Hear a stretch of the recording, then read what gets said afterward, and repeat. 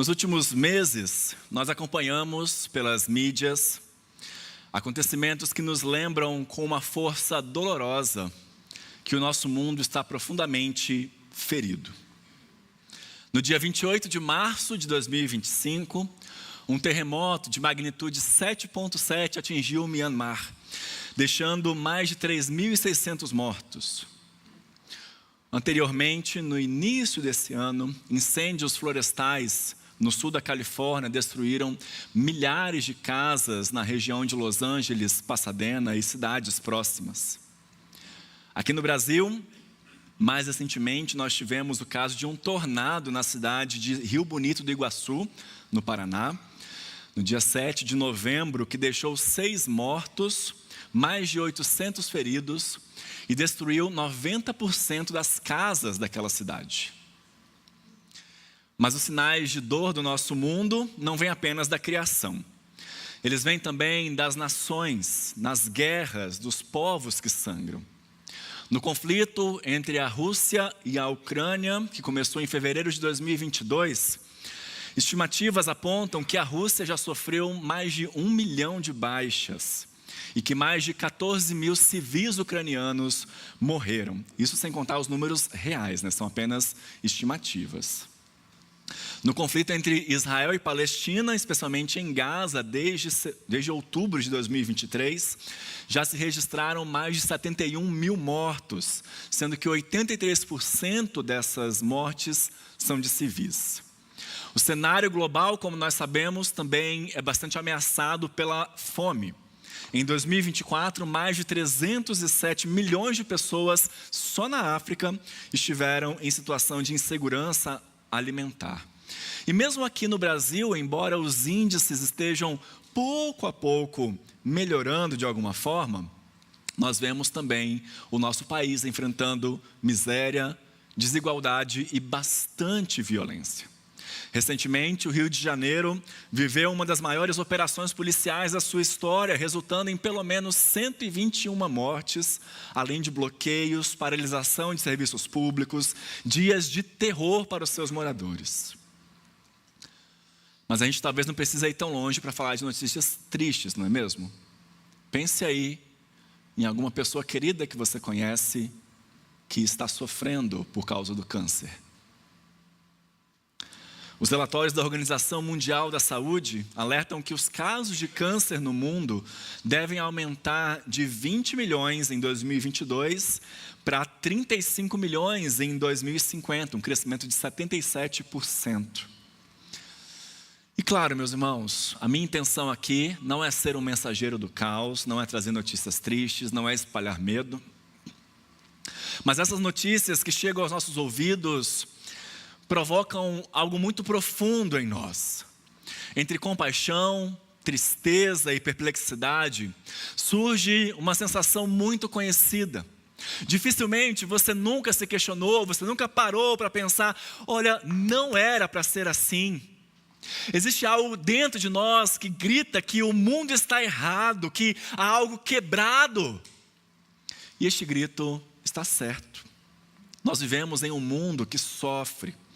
Um mundo que parece pedir socorro como se estivesse preso, aprisionado, esmagado por uma força que o deteriora. E é exatamente isso que a Bíblia nos diz. Segundo Paulo, no texto que nós vamos meditar hoje, a própria criação, a natureza, foi submetida a uma espécie de escravidão, a um cativeiro, a um estado de corrupção, de desordem, de frustração contínua. Tanto a natureza quanto nós mesmos experimentamos um tipo de prisão do qual ainda não fomos libertos.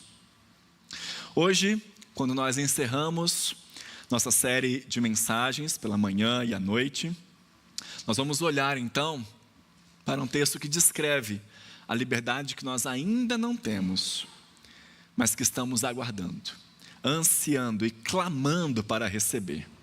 A liberdade da dor, a liberdade da mortalidade e da desordem que afeta tudo ao nosso redor. Abra sua Bíblia em Romanos capítulo 8, nós vamos ler do versículo 18 ao versículo 23. O texto vai passar para você aqui na tela. Romanos 8, 18 a 23, que o Senhor nos abençoe na leitura e meditação da sua palavra. Amém?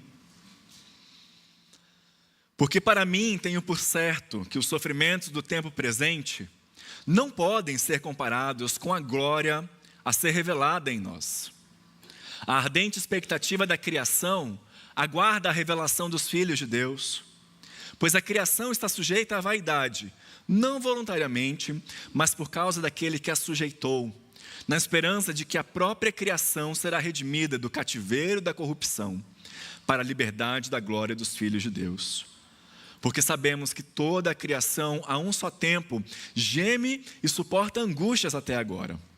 E não somente ela, mas também nós, que temos as primícias do Espírito, igualmente gememos em nosso íntimo, aguardando a adoção de filhos, a redenção do nosso corpo. Vamos orar mais uma vez. Senhor, com a Tua palavra aberta diante de nós, nós queremos pedir que o mesmo Espírito que a inspirou, possa agora iluminar o nosso coração, possa trazer-nos esperança de que há um grande plano vindo da parte do Senhor para nós. Abre os nossos ouvidos para ouvir a Tua palavra e transforma a nossa vida, Senhor. Que nós possamos renovar a nossa fé e o nosso ânimo aqui nessa manhã, em nome de Jesus. Amém. Queridos, quando nós lemos a carta de Paulo aos Romanos, nós percebemos que o apóstolo não está apenas escrevendo mais uma carta. Se você ler desde o primeiro capítulo, você vai notar que ele está, na verdade, fazendo uma organização, uma verdadeira exposição do Evangelho. Ele começa nos lembrando que nós fomos criados para a glória de Deus, chamados a viver diante dele em obediência e confiança, mas que nós mesmos escolhemos um caminho de afastamento.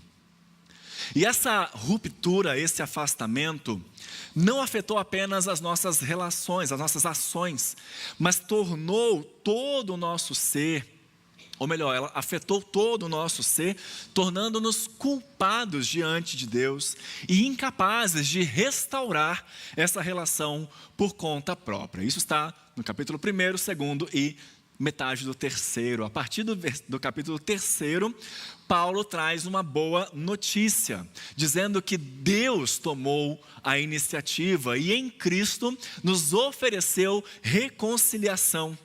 Pela fé nós somos declarados justos, perdoados e acolhidos por Deus. Capítulos 4, 5, 6 e 7. E essa justificação inaugura uma nova vida marcada pela libertação do pecado e pela graça que nos sustenta diariamente. E depois dessa grande e rápida exposição do Evangelho, aqui no capítulo 8, Paulo chega talvez a um dos seus pontos mais altos, mostrando-nos e falando um pouco sobre a bênção do Espírito Santo. O Espírito habita em nós, diz ele, confirma que nós somos filhos de Deus, fortalece a nossa caminhada e garante que nós pertencemos a Cristo. E por isso, como ouvimos semana passada, nada pode nos separar do seu amor. O Espírito é a evidência de que Deus começou algo em nós, começou uma obra em nós que levará até o fim. E é nesse contexto, meus irmãos, depois de falar sobre a nossa culpa, sobre a obra de Cristo, sobre a presença do Espírito, que Paulo amplia um pouco o olhar e nos mostra que essa salvação, essa redenção que Deus está promovendo em nós, não diz respeito apenas a nós. Toda a criação, toda a natureza, todo o cosmos, tudo que foi criado está envolvido nesse mesmo drama de queda e redenção. Por isso eu quero que você observe que quando Paulo vai descrever um pouco sobre a situação atual da criação, da natureza, ele escolhe 3 expressões que juntas vão formar um retrato muito precioso daquilo que nós vemos acontecendo hoje em dia. A primeira palavra que ele escolhe está no versículo 20. Ele diz que a criação está sujeita à vaidade. Essa palavra te lembra alguma coisa na Bíblia? Vaidade. Existe um livro no Antigo Testamento que o tempo inteiro repete ela, né? Eclesiastes. É a mesma palavra aí mesmo, tá? Tanto em grego quanto no hebraico, né, do Antigo Testamento. Uma palavra que vai remeter à frustração, que vai falar um pouquinho sobre o vazio, sobre a impermanência. Paulo está dizendo que toda a criação não consegue atingir plenamente o objetivo para o qual ela foi criada. Ela funciona, sim, mas aquém do ideal. Ela produz, mas sempre de forma limitada. Ela manifesta beleza, mas uma beleza que se desfaz. O mundo carrega traços de grandeza, mas também uma fragilidade constante, como se estivesse sempre abaixo do seu verdadeiro potencial. É a sensação de que tudo é instável, incompleto e temporário. A segunda expressão que Paulo usa é que a criação está sujeita ao cativeiro da corrupção. Ali no versículo 21, ele diz isso.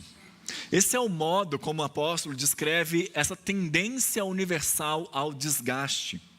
Tudo o que existe, desde os organismos mais simples até os mais complexos, se deteriora. A vida nasce, cresce, envelhece e morre. A natureza se renova, mas também se desgasta.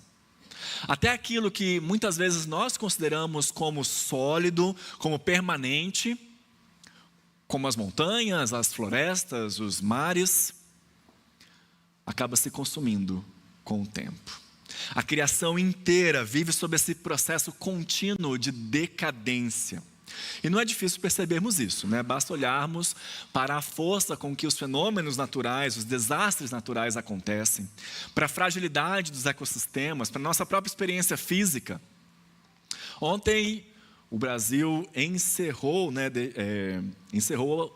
o período em que foi sede da COP30, uma conferência preocupada com a temperatura climática, né? A temperatura do mundo.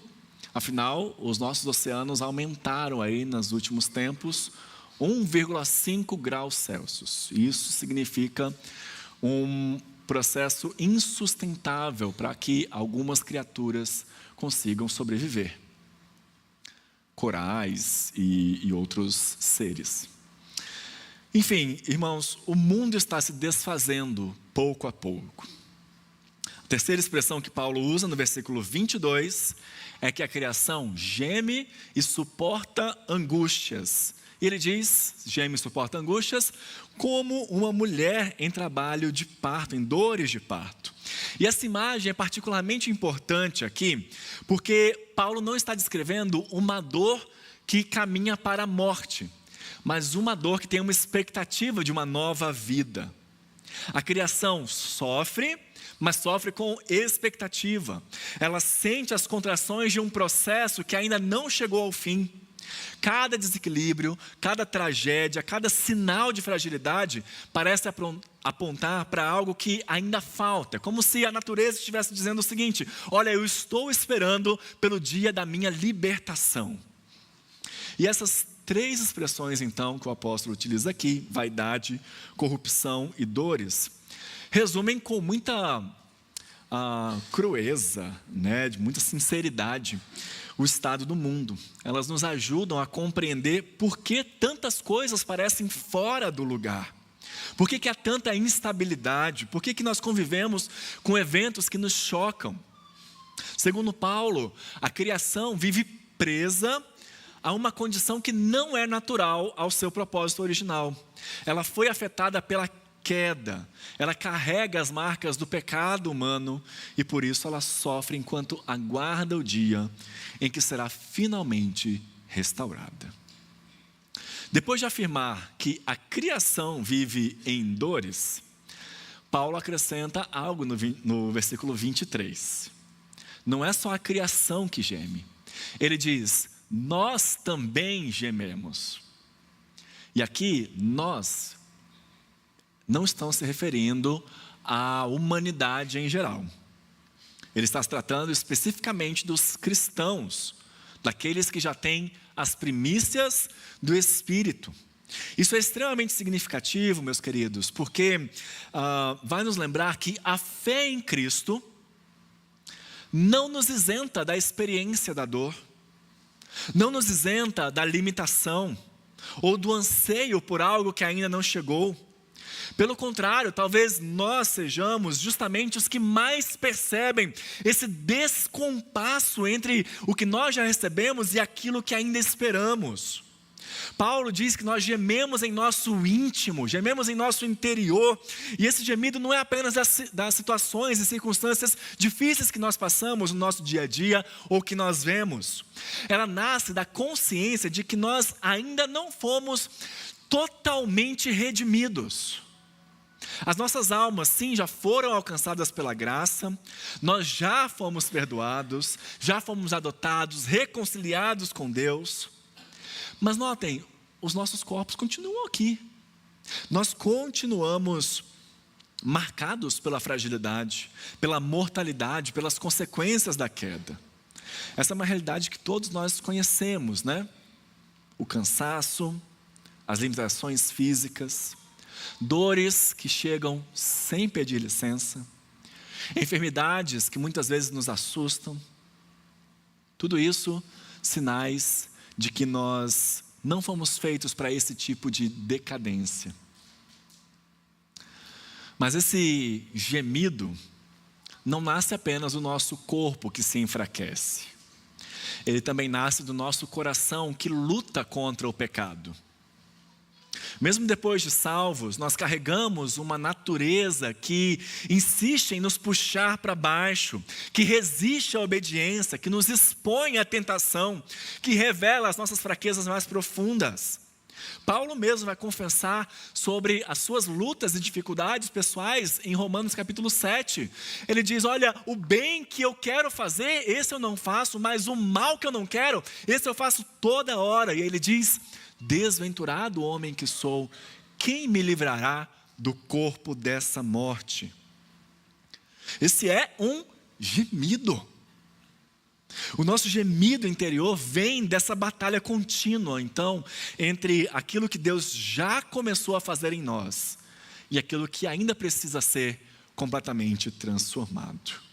Gememos porque sentimos na nossa própria vida essa tensão entre o já e o ainda não da nossa salvação. Já fomos feitos filhos, mas aguardamos plenamente a nossa herança. Já recebemos o Espírito, mas ainda esperamos o dia em que o nosso corpo corresponderá ao que Cristo já fez em nosso espírito. Já experimentamos a graça, mas ainda ansiamos pelo momento em que não haverá mais luta, cansaço ou sombra de pecado. Então, irmãos, assim como a criação aguarda a sua libertação, nós também aguardamos a nossa. Gememos porque queremos a plenitude. Gememos porque nós sabemos que fomos criados para algo muito maior do que isso daqui. Gememos porque o Espírito Santo de Deus em nós desperta esse anseio pela libertação final. Paulo vai chamar essa libertação final, ali no finalzinho do versículo 23, de a adoção de filhos, a redenção do nosso corpo. E quando ele usa essa expressão, talvez ele esteja nos conduzindo a um dos pontos mais altos da nossa esperança.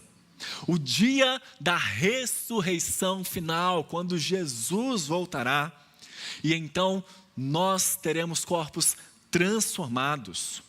O dia em que não apenas o nosso espírito, mas o nosso próprio corpo será transformado, será renovado pela obra de Cristo. Vejam, mais uma vez, hoje nós já somos filhos, já recebemos o Espírito como penhor e garantia, mas ainda não vivemos a plenitude dessa filiação. Falta uma última peça nesse quebra-cabeça, aquela que vai completar a nossa identidade definitiva, o corpo da ressurreição. E para nós entendermos um pouquinho mais disso, precisamos só recapitular o que já dissemos até aqui. O nosso corpo, meus irmãos, ele é bom e nós devemos cuidar dele. Ele foi criado por Deus. mas ele carrega marcas profundas da queda. Ele é frágil, é vulnerável, está sujeito à fadiga, ao sofrimento, à doença, depende de cuidados constantes, precisa de proteção, ele envelhece e ele morre. Além disso, é em nosso corpo que nós experimentamos as consequências do pecado que habita em nós. Desejos que se desordenam, inclinações que nos puxam para longe da vontade de Deus, limites que nos impedem de viver plenamente como nós gostaríamos de viver. Lá em 1 Coríntios capítulo 15, Paulo vai fazer uma comparação. Ele vai dizer que o nosso corpo hoje, o nosso corpo atual, ele é como uma semente. E o corpo que nós iremos receber quando Jesus voltar é como uma planta já em seu estágio mais desenvolvido. Assim como a semente e a planta possuem continuidade, mas são diferentes, assim também será o nosso corpo atual em relação ao corpo ressuscitado. Enquanto a semente ela é discreta, pequena, limitada, a planta que nasce dela é cheia de vigor, cheia de cor, de forma, de beleza. Então, a diferença entre o que nós temos agora e o que receberemos naquele dia será tão profunda quanto essa transformação de semente em planta. O próprio Paulo, também em 1 Coríntios 15, vai descrever 4 contrastes que ajudam a compreender essa esperança. Ele vai dizer primeiro que o nosso corpo atual, ele é perecível, mas o corpo da ressurreição será imperecível. O que hoje precisa ser protegido do frio, do calor, da doença, do desgaste e da morte, um dia será revestido de uma existência que não se deteriora, que não adoece, que não envelhece, que não se cansa, que não morre. Será um corpo marcado pela vitalidade plena, pela integridade absoluta.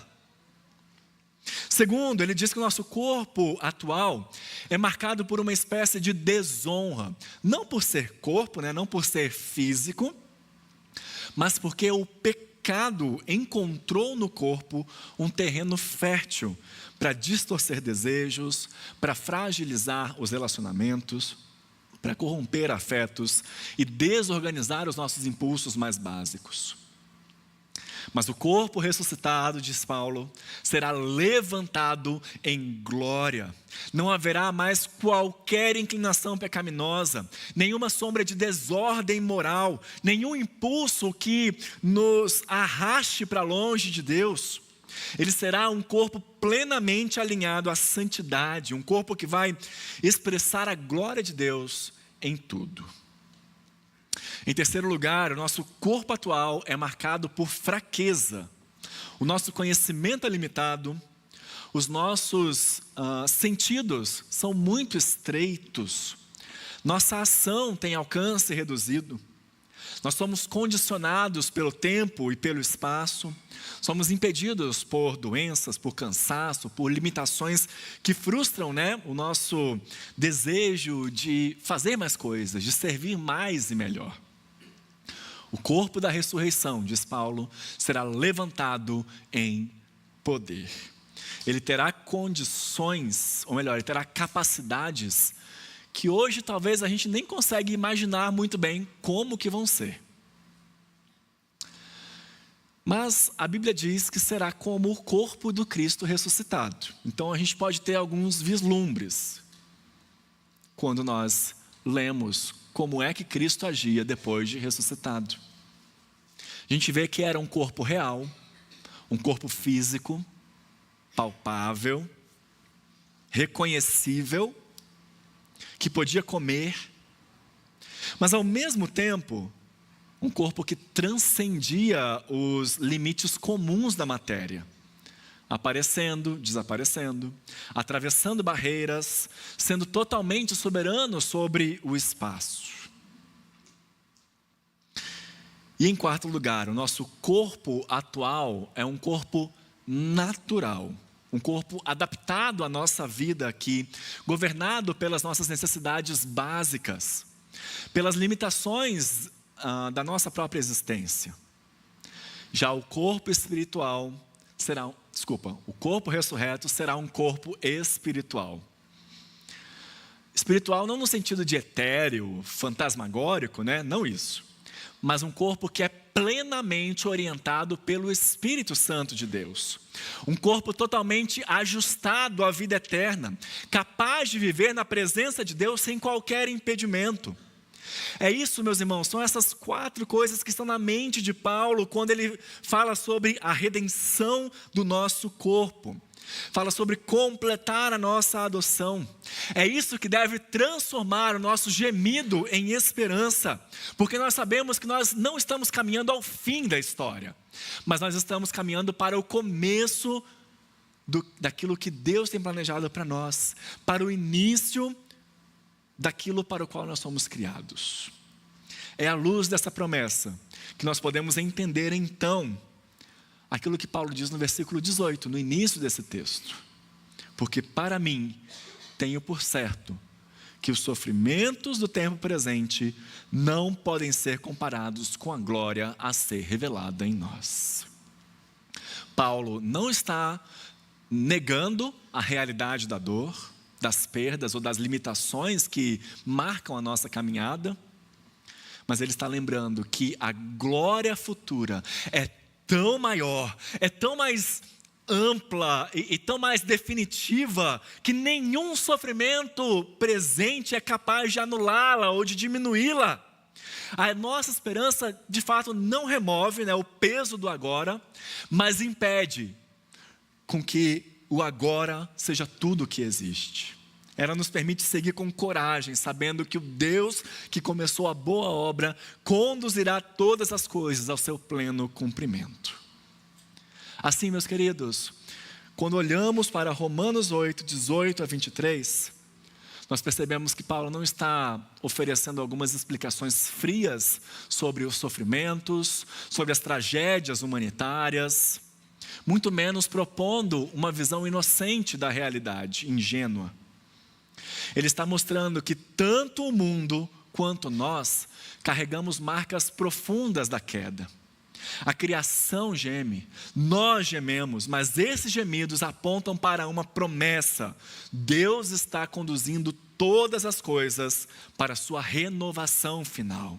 Ele não abandonou o mundo e não abandonou os seus filhos. Porque nós vivemos nessa tensão, realistas sobre o presente, mas convictos sobre o futuro. Esse texto nos chama a pelo menos 3 aplicações para a vida cristã nesse dia.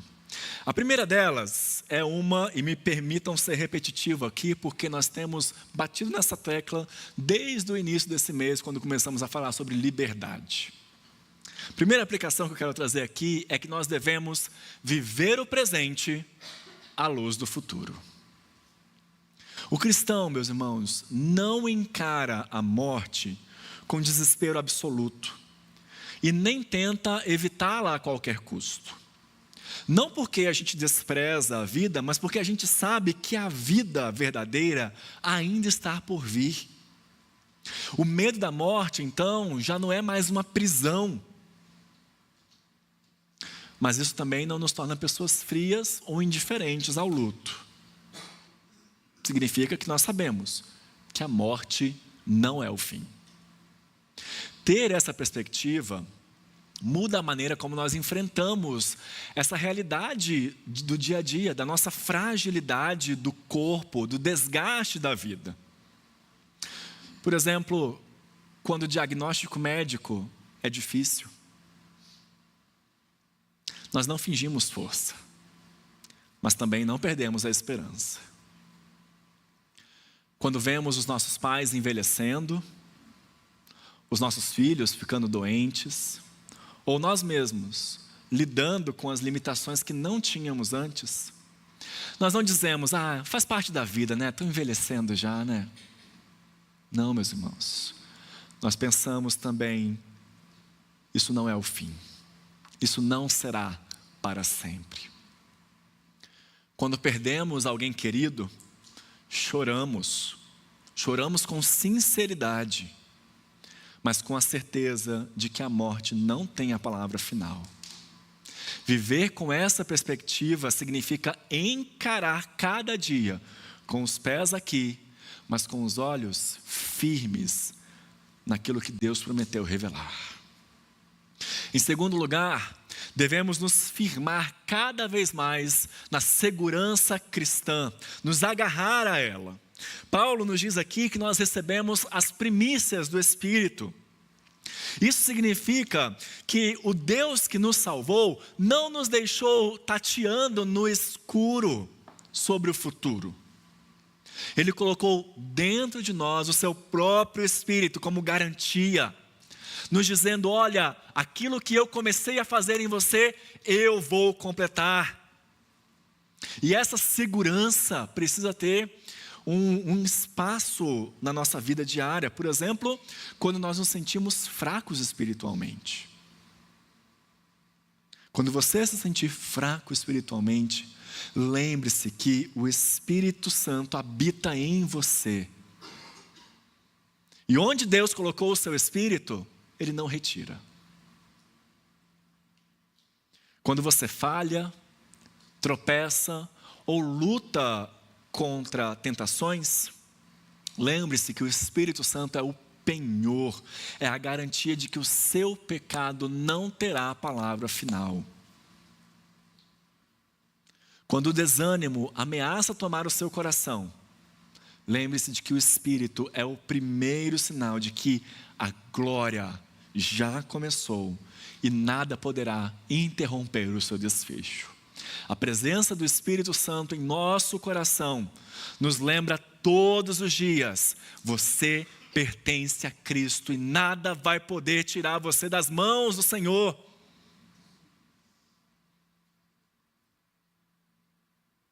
Porque eu estou bem certo de que nem morte, nem vida, nem anjos, nem principados, nem forças do presente, nem do porvir, nem poderes, nem altura, nada poderá nos separar do amor de Deus que está em Cristo Jesus. Você pertence a Cristo e Ele levará a sua obra até o fim. E por fim, meus queridos, nós devemos aguardar a liberdade final com desejo, com confiança. Precisamos nutrir em nosso interior aquilo que a gente tem falado aqui. Esse desejo e essa oração de falar: Maranata, ora vem Senhor Jesus. Queridos, nós somos muito gratos a Deus pelas liberdades que nós já recebemos em Cristo e que nós vimos nessas últimas semanas. Liberdade da condenação de Deus, liberdade da opinião dos homens, liberdade de nós mesmos, liberdade do medo do mal. Mas Paulo nos mostra que há ainda uma liberdade que está à nossa frente, maior, a liberdade da glória. Será o momento em que tudo o que hoje nos limita, o nosso cansaço, o nosso pecado, a nossa fragilidade, as nossas dúvidas, os nossos medos, as nossas doenças, a morte, tudo isso será retirado de nós para sempre. Por isso, se você hoje se sente frustrado com a sua própria caminhada, não pense que isso daqui é o máximo que Deus pode fazer. Porque há um novo corpo sendo preparado para você. Há uma nova natureza sendo formada para nós. Há uma glória que está por vir, muito maior do que nós podemos imaginar. Se você sente vergonha das suas lutas internas, lembre-se que um dia você amará. Você servirá e obedecerá a Deus sem nenhum impedimento. Se você luta contra a ansiedade, o medo, o desânimo, a repetição de pecados, lembre-se que esses limites não irão acompanhá-lo para sempre. E se você sente que o seu corpo já não responde como antes, que sua mente cansa, suas forças diminuem, que o joelho dói. Saiba que tudo isso será substituído por vigor, por poder, por vida plena na presença de Deus. E essa expectativa, meus irmãos, não nos distancia da vida terrena. Ao contrário, ela nos dá mais ânimo para vivermos bem o agora, porque nós temos certeza de para onde estamos caminhando. Os sofrimentos presentes não se comparam com a glória futura.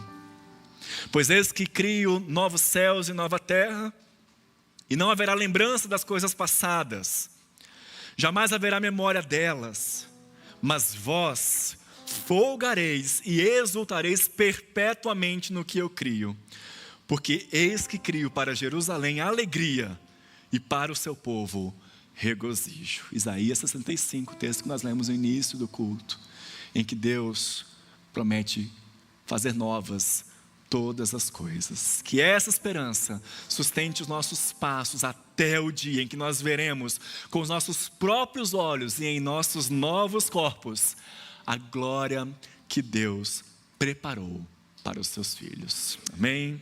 Deus te abençoe.